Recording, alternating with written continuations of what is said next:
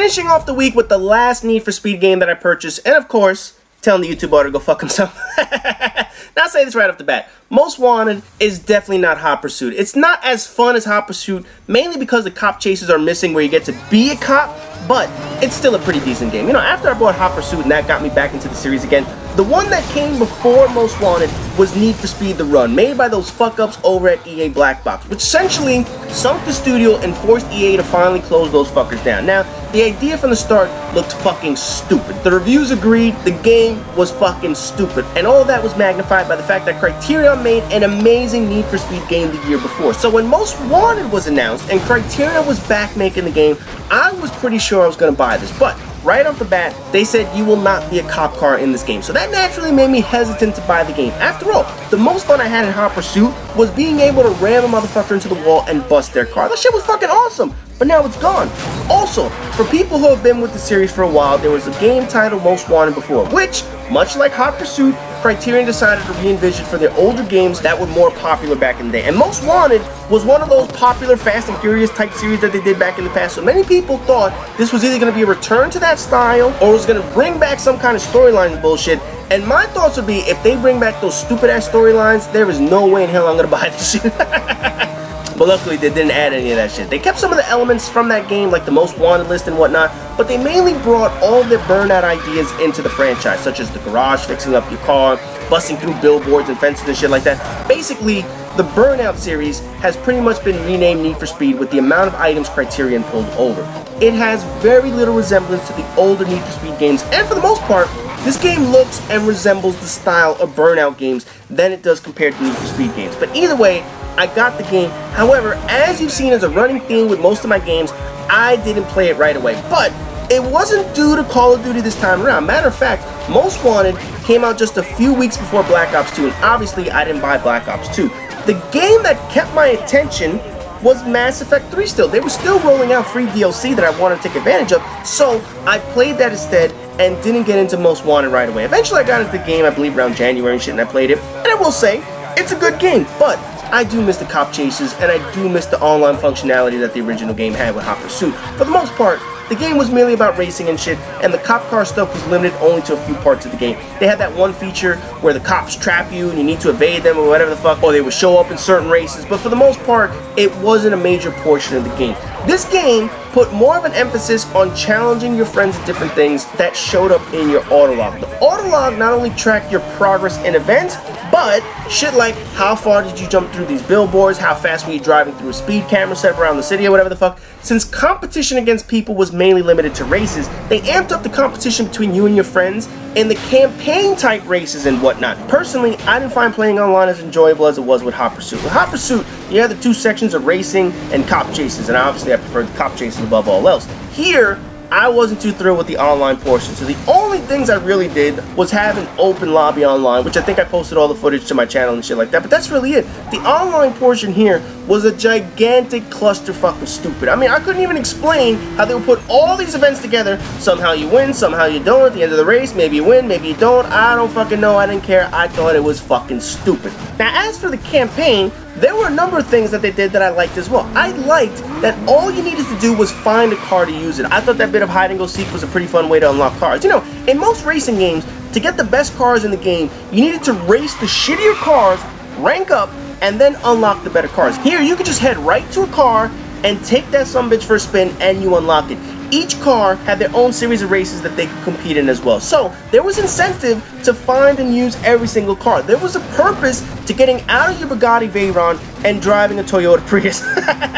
Oh man, who the fuck would leave a Veyron to drive a Prius? But in any event, the game gave you a reason to do so because all the cars had an event. The mods for each car gave you a reason to play each car, so that kept me coming back. And of course, trying to beat everyone's time or get the top time on the Most Wanted list was my goal. I got up the list pretty quickly since everyone else was playing Crap Ops 2, but like any game, I do have my beefs with it, starting with the DLC. The first pack came around, and I believe it added a shitload of popular cars that weren't in the game to begin with, which always leads to the question of the integrity of EA. You know, I don't mind paying for new shit, but the first pack felt like we were paying for cars that should have been in the game in the first place, including a Lamborghini, Hennessy, McLaren F1, etc. The game had a pretty decent roster of supercars, yet here you are, just 1 month later, 1 month, rolling out a speed pack of some of the best and most popular cars in history. I have a hard time believing that these cars weren't added to the game because there wasn't enough time. You know, only the Lamborghini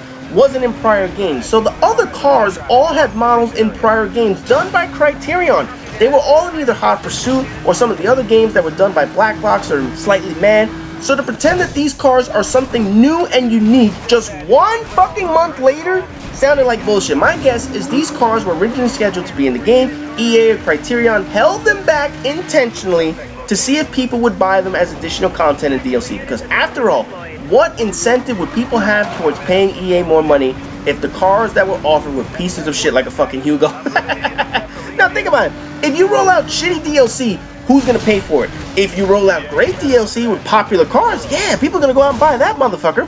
Then after the rollout of that pack, EA decided to put the remaining 3 DLC packs out at the same exact time. No, really, all 3 launched on the same day. Granted, they offered incentives to buy the packs at a discount rate. You know, if you purchase all 3, you get like a $10 discount. But why the fuck were all 3 rolled out on the same day? You know, my honest guess, and this is what I'm really guessing, I have no proof of this, but my guess is that sales of the game and the play time was down. It was low across the board, so they realized instead of spacing out the packs like they would normally do, they wanted to get as many purchases as possible, seeing that people were not playing the game and that they were bored with the game. If they had rolled out all their packs, say 2 months spaced out, by the time they got to the 6-month mark, nobody would be playing this shit. So they figured, you know what? We're not going to make any money if we hold on to these. Let's just roll all 3 out at the same time and hope to hell as many people buy these shits as possible. I mean, think about it. If people are bored with the game 3 months after the launch, what are the odds they're going to buy DLC for 6 to 8 months down the road? So all 3 were released, and I will say, Airport DLC was pretty fucking fun. That airport was enormous, and they had some cool races. We actually get to drive through the terminals and shit like that. So I will say, that was a cool DLC, but the other ones were kind of just plain and shit like that. Now, the online events or options or whatever those shit was, that was like a giant clusterfuck, like I said before. You know, I don't know what the logic was behind the events, but I remember running into those and figuring that I could probably hold my own against a bunch of scrubs. But the shits made no sense at all. Some of those races were just flat out stupid, or things where you needed to get the longest jump or whatever the fuck. I didn't get it. I don't think anyone else really understood the purpose of it, other than someone who thought some semi-organized chaos was a unique way of doing races. Seriously, that's what it felt like. It just felt like organized chaos with a group of people in a fucking room, and basically they said, okay, you won it just because we feel like saying you won. It was fucking bullshit, man. I mean, you already turned this into Burnout. You took away the ability to be a cop, and now online is a gigantic mess of races that makes little to no sense at all. You know, I'm not disappointed that I bought this game, because I actually did have fun playing it when I did it, to the tune that I got another platinum trophy in my collection. Well, I didn't do the DLC trophies and shit like that.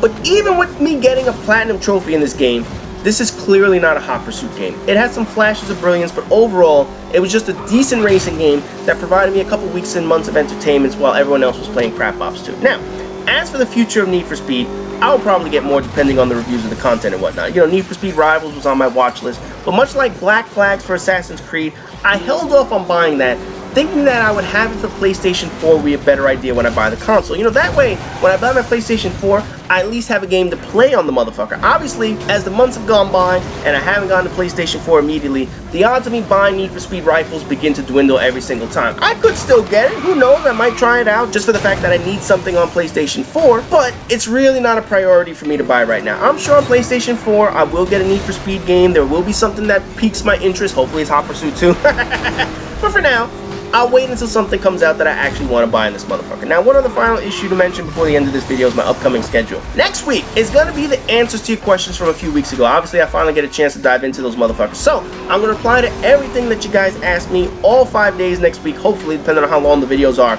But this video today, this very one, is the last video game that I have that doesn't involve guns. Every game after this, all 15 games remaining in this series, all have something to do with guns. Anyway, as always, rate, comment, subscribe, and all that good shit, and I'll see you guys in the next video.